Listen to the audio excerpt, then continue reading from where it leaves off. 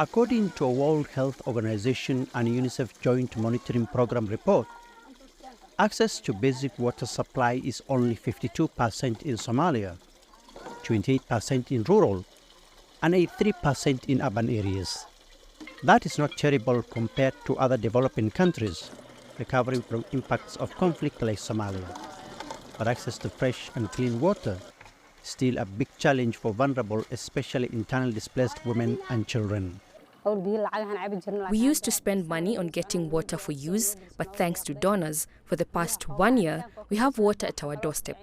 We use it for washing, cooking, and other things, but for drinking, we boil it and use other detergents for cleaning. Others who can afford get distilled water. Some wish for better access. If we could get fresh, clean water, we would appreciate. If that's not possible, it's okay. We're grateful for what we have now.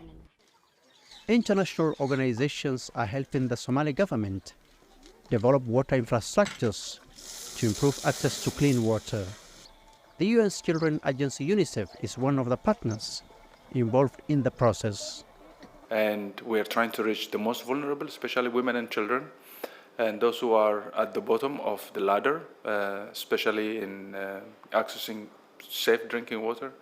And we're trying to strive to get lots of advocacy and lobbying with donors to be able to reach the most in need, especially those in hard to reach, remote.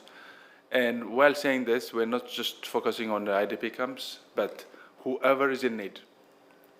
Settlements, communities in villages, rural, urban, we are trying to make sure that, because we know water is life, and it has to be reaching. We can't distinguish between someone is a displaced person and someone is not. No, water is life, and we will be able to navigate through whatever resources we have to be able to reach and cover.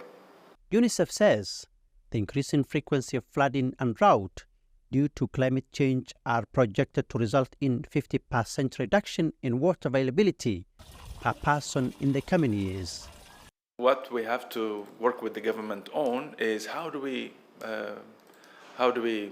lessen and how do we mitigate the impacts of this climate change.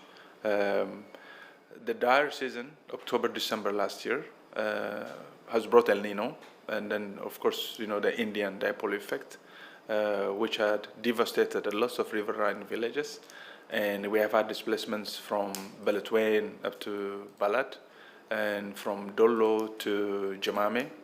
And at the moment we have about 26,000 people displaced because of flood and resettled in Kamkam, New Kamkam, Luglo. Just from central Juba, people who are displaced are about 35 to 40,000 in this couple of camps. And now we're trying to address those. And this is the impact of El Nino. Somalia's Ministry of Energy and Water Resources said it has laid out a comprehensive strategy for water sector for the period of 2021 to 2025.